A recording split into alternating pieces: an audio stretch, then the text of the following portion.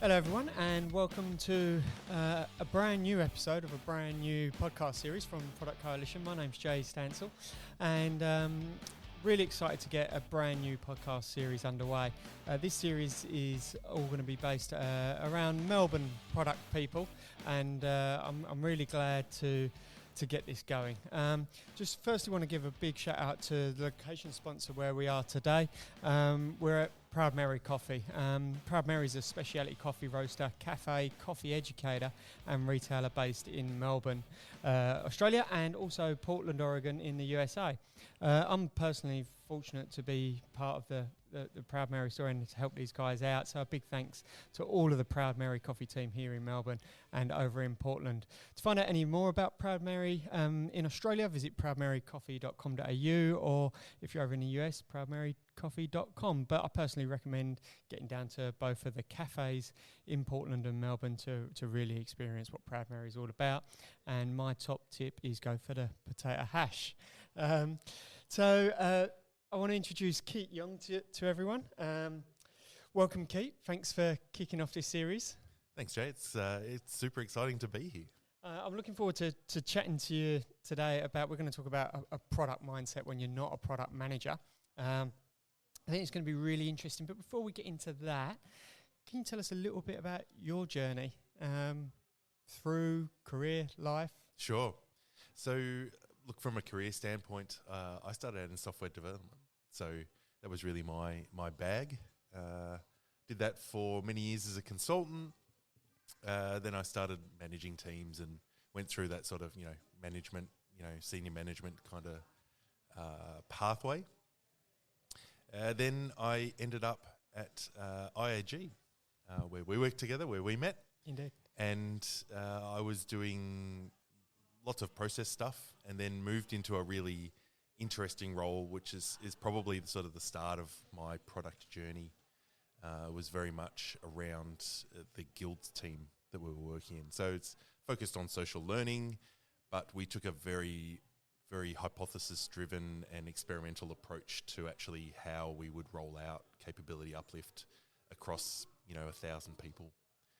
So that's really where I am. And so I moved on from IAG 6 months ago, and now I'm effectively a product owner for a capability uplift offering in my new gig at my new organisation, which is a consulting organisation as well. Fantastic. Loved it when someone's been on the tools and worked all the way through into capability. So before we jump into a product mindset, it is a Melbourne-based series, so let's smash out your Melbourne knowledge. Sure. Favourite tea or coffee joint?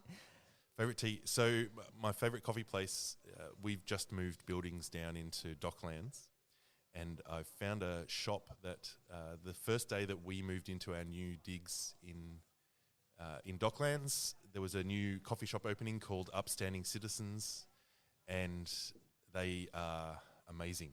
So really, really great coffee. Really, really nice people. And, they have an Instagram account at upstandingcitizens_Melbourne. Go and have a look. They have great, tea, coffee, and amazing snacks. Nice. Amazing Coffee is snacks. important for living and working in Melbourne. For anyone who doesn't know, Melbourne loves its coffee. Similarly, favourite lunch venue in the CBD?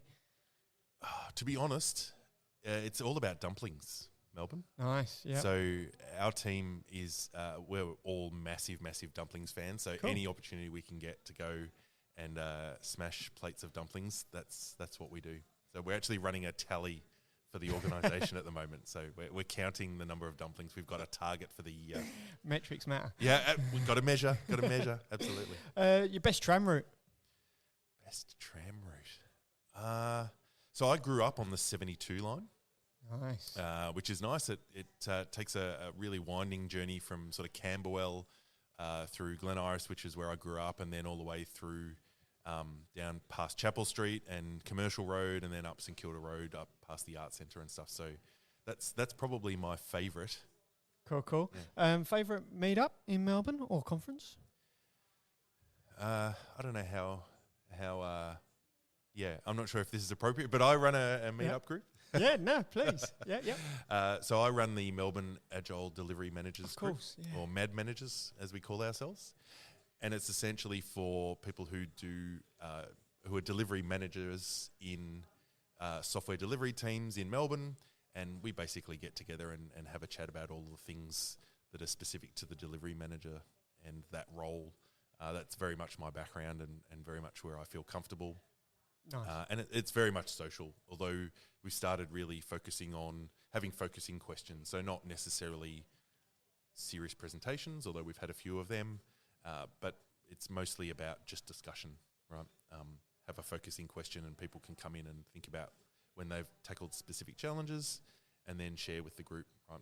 And that feeds back into that sort of social learning guilds kind of mentality and role that I had previously as well. Awesome. What was the name of the group again? Sorry, Keat? The Melbourne Agile Delivery Managers. And on meetup.com? It is, yeah. Yeah, cool. Thank you. Cool. All right, you've passed your Melbourne test. Yes. Okay, so today we wanted to have a chat together about product mindset when you're not technically, as a job description or whatever, a product manager. So you mentioned earlier that in your new job you are a product owner, and you're bringing day-to-day that product mindset. Could you tell us a bit more about the product and the journey you've been on so far?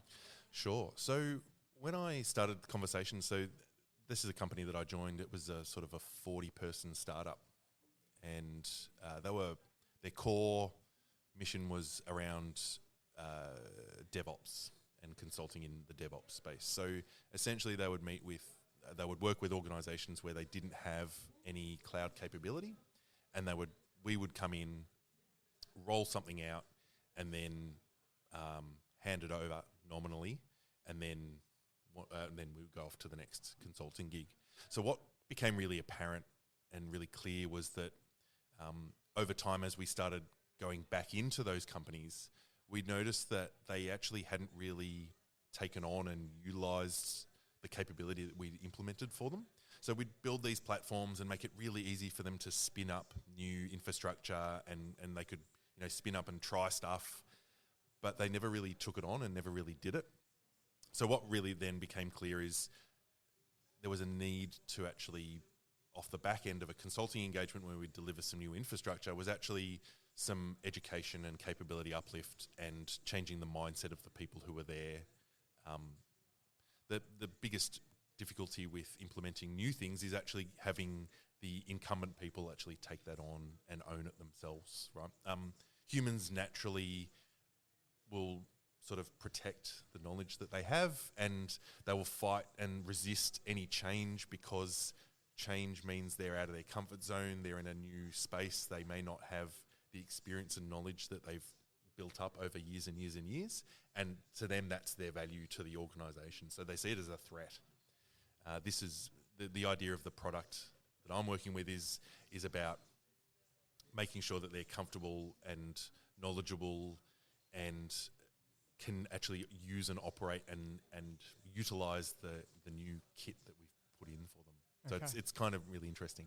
Yeah, what's interesting for me is you're using a product mindset, it sounds like, to break down barriers for humans, overcoming fears or change, and from an organisational perspective to get a more significant ROI on what I imagine is an already significant investment.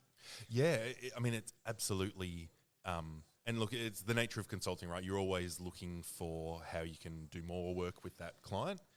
And if you can make sure that they love what you've delivered, then it's absolutely a benefit to us, but it's a benefit to the people who are actually there working, who may, if you think about the people that we're sort of disrupting effectively, these tend to be people who've been with the organisation for a long time. They're used to running like infrastructure, physical infrastructure, data centres, all of those sorts of things, and they've got long-lived knowledge about how everything works.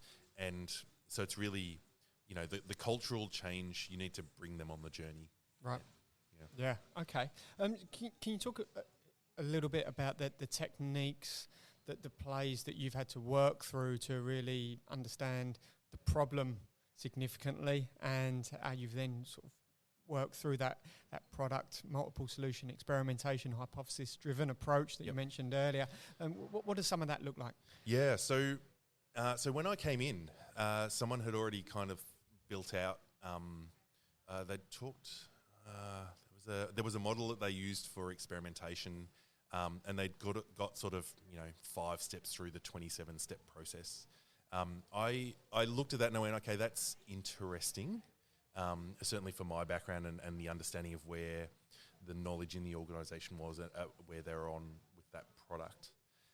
But really, I took it back to let's think about, okay, how I would actually launch a product.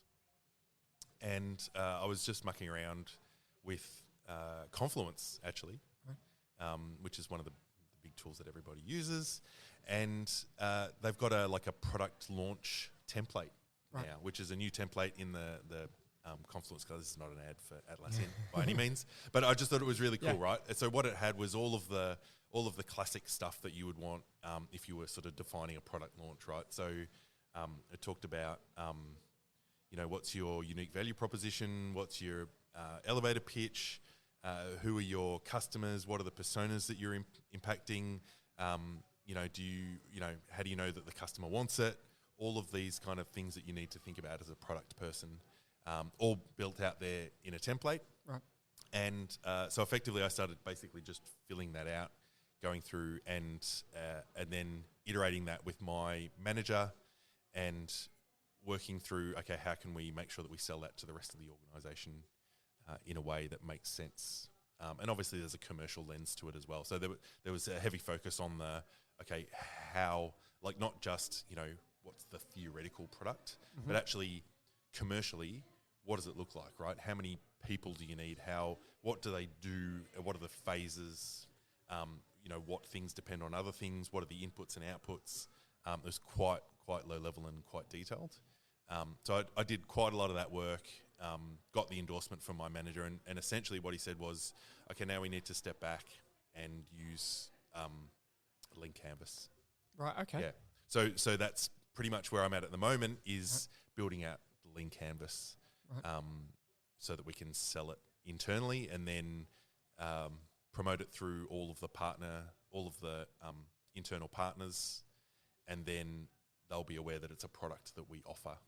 Okay.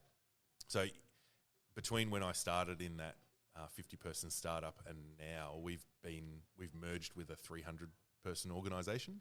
So it's kind of, we're sort of next level up scale, right? Which is why I'm sort of having to do that Lean Canvas, go back now and go, okay, let's build out a Lean Canvas, and so that all of the management of the new organisation can see what the value is in this product offering. Right. Can I ask, you talked about filling in the Confluence blueprint or a Lean Canvas. Coming back to you starting in Confluence and filling in a blueprint or a template can either be very easy or very hard, depending on what quality standards you set yourself. Yep. How did you establish quality or validate what you was putting into that Confluence template in that instance? Yeah, so a lot of it was to do with discussion with people. Okay. So I knew that we'd had quite a bit of interest, and so I was pretty continuously bouncing it off our account management people. Right. So they're the people who are sort of on the ground and talking to the customers about where their challenges are and what the next things are and all of that sort of stuff. And really what was coming through pretty consistently was that they were all looking for something off the back of, hey, you've delivered us this innovation platform, but actually, and that's awesome. We love it. We love that we can now go out and tell people, and we use it as a recruiting tool because we are cloud enabled, and we can hire the best and brightest because we're not just stuck on our old infrastructure stuff. But really, it's about changing the culture in the organisation to actually use it. Right. Okay. Well, that's a really interesting, different conversation then, like how technology and tooling impacts culture. Could you talk us a little bit more around what you're seeing and feeling of that, what that means to clients on a day-to-day? You mentioned recruiting, for instance. How does that change the conversation? Yeah, so certainly when you're looking for people in market, and they certainly look at the skills that as a recruiter, as an organisation who's recruiting, people definitely look at the skills that you're trying to recruit for, because that tells them what the organisation does and how it works, and gives a real insight at that tool level into what the day-to-day work that you're going to be doing is. I think it's made a huge difference to quite a number of the organisations that we worked with, where they'll be putting on, your Googles and your AWSs. They'll be saying we're absolutely cloud enabled, and so it changes the funnel of people who would even throw their hat in the ring and apply for those styles of roles. So that definitely makes a difference. I think from a day-to-day perspective, it also changes the way you onboard and you have people, coming into the organisation. And that's really where the product that I'm working on is a key differentiator. So the idea is that we as an organisation resell a product called Cloud Academy. Right. And that, anyone can go to Cloud Academy and sign up, and you can get access to a whole bunch of, all of the clouds have, quizzes and lectures and videos and labs and those sorts of things. Cloud Academy is quite good in that respect. The unique selling point really is that we would take that base level of knowledge and actually build specific modules that are tied to how it's implemented in your environment. So it becomes something that you can use not only to educate the people who are working there, but actually then when new people start and you're hiring, because you've got these new clouds, you're hiring for these new technologies, then you may have the people who have already got the certifications and the knowledge in those platforms, but then they can just go, okay, well, this is how we do it here. Yep. And okay. Yeah. So that's the differentiation between your proposition and a AWS or Azure or Google Cloud certification, which is very generic, very broad. You're taking something and giving it almost a curation service that's specific to that organisation's needs and the people, therefore, within that organisation. Yep. The other key differentiator, and this is really a big focus when we actually go out and talk to clients, and that is that we've seen things like guilds at NAB, right? So they started up an AWS guild. NAB Bank, for anyone listening, is a big four bank in Australia. National Australia Bank, yep. And I think anyone who's been around technology for a while in Melbourne has probably worked there or been through there. I've been there a couple of times. They started up a guild around AWS because they were going to AWS as their first cloud, and I think they've trained more people than AWS on AWS stuff. So like literally a couple of thousand people. Right. But what that does is it benefits the individual, doesn't necessarily benefit the organisation. So certifications really become then about the individual and what they have, but it actually doesn't talk about how you can competently operate that infrastructure in your organisation. So we set up this kind of dichotomy about, certifications versus competence. And so we're really driving this competency thing, which is how can you make sure that the people you have working for you can operate the stuff that you've got in your organisation. Right. Yeah. Okay. When I think about my own personal journey on upgrading, uplifting some of my skills, when I think about competence, it's easy to sit there on a computer and run for a 2-hour thing, learning something. I imagine the impact, though, is then the implementation of that competence on a day-to-day level. Can you tell us a bit about how do you measure that? Yeah, so this is a really difficult thing, right? It's actually quite easy to measure. It's quite easy to measure certifications, right? Yeah. Because you go through it and you do it, and you either pass the test or you don't pass the test, right? And you get a tick, and then some exec at the cloud company goes, "Oh yeah, okay, we've got X hundred, X thousand people who are certified." Yep. Competency is very much a different thing. So it's really about building, and this is part of the way that we implement the product at the clients, is actually we basically run workshops with them and try and understand where their people are at, and then build learning pathways that are tailored to the people who we're working with and training. So they may take the form of, online labs or quizzes. Anyone, like you said, anyone can watch a video, and that's cool. But actually the labs and quizzes actually test the knowledge. And then basically you can set up experienced people to pair with existing people, and they can verify the competency as well. Nice. So it's sort of, you get this sort of peer review thing happening, and then you've got shared knowledge, and if someone's new coming in, they can bring their new knowledge in as well and start to build that sort of guilds-esque community-based learning style thing based off the basic understanding of the information that we've delivered through the Academy product. Fantastic. Yeah. Fantastic. Now, I can appreciate the complexities when you get onto the human side. As you say, earning a certificate is possibly a vanity metric. Implementing the knowledge from that is more meaningful. It totally is. And I think what we probably haven't done yet is talked to customers about what's the longer term metric, right? How, is it something like, and I'm sort of spitballing here, but maybe it's how many new things have been implemented in this platform that we've built, right? How many were you expecting? How many have you done? Right. And then it actually becomes, how are you utilising this? Because it's really about return on investment, right? Yep. They've invested in building out this new infrastructure. If they're not using it, then it's wasted. It's wasted. There's no return on the investment. It's wasted investment. Yeah. So, that's probably where I think it's going to head. Right. In terms of how we would measure the effectiveness of the actual delivery of this capability uplift and the competency. Yeah. Okay, let's switch it out. Let's talk about your development. So, I know you're big into the industry and reading, watching videos, studying, etc. Since I've known you, who are you enjoying reading at the moment?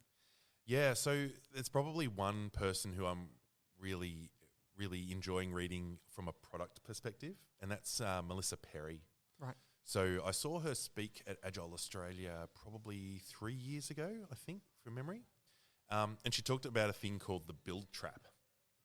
And it's a really, really interesting concept. So basically what she's saying is, as a product owner or product manager, you're sort of incented to build out a roadmap of stuff.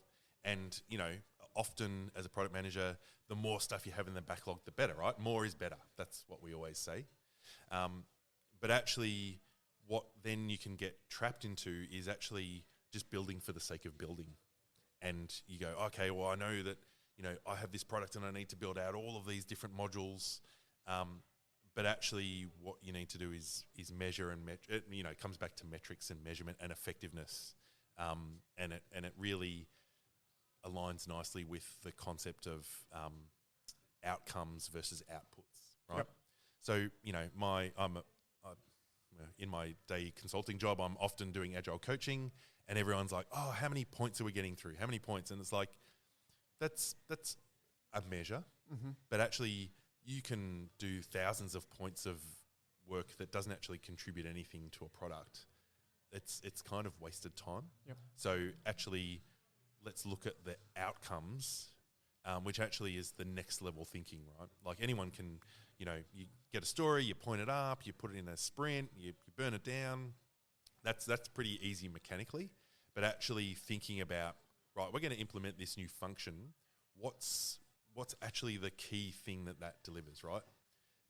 How would you measure the effectiveness of that piece of thing? Is it increased revenue? Is it reduced churn? Is it what actual true business metric does it tie to, and does it support? And how can we link those two things and measure that? Yep. And her focus is very much on that, right? So focus on the stuff that has value. Don't just get stuck into this, right, well, we've got this stuff Burning to points. build. Yeah, and we just build and build and build and build and build. Yeah. If I think back to the original idea for stories from Ken Beck in Extreme Programming, it was to tell a story. I wonder if this is a conversation for another day, when people put points on story, they took away some of the purpose of it by making it a thing you need to burn through and get done, as opposed to change the world through software development. Yeah. It's definitely a chat for another time. Yeah. Fantastic. Who else do you look up to? So there's a whole lot of people sort of in that sphere. There's another guy who I worked with who came out to Australia called Jeff Gothelf. Right. And he's written a number of books on. He's very much about user experience. So he's written a book called, I think, Sense and Respond. So it's very much on that sort of user experience side of software development. But yeah, he came out to Australia, and we had him out at NAB for a day to run a whole day workshop, and it was really, really interesting. So that was probably my first real experience of sort of service design and user experience, and how that all ties into the software delivery and software development processes. So he's a really, really interesting person, and he's very active on Twitter. So both he and Melissa I follow religiously on Twitter, and he actually does Scrum certification for product owners. Right. Okay. And so he's often around the world doing stuff on that and teaching people actually the mechanics of how to do it. So yeah, he's a really, really interesting guy. Cool. Thank you for sharing so much. No worries. This has been good fun. Thanks for today. Thanks for sharing so much. We flew through that 25 minutes awesomely. It has gone Had fun? quick. Yeah, awesome. Good. Thank you, everyone, for listening, and if you're on YouTube, for watching. It's been good fun to get the podcast series back up and running. Loving giving it a Melbourne angle to get it started. Thanks to Keat Yong again for today's show. Thanks to Proud Mary for hosting us to do the recording and look forward to sharing some more product stories all with you again soon. Thank you.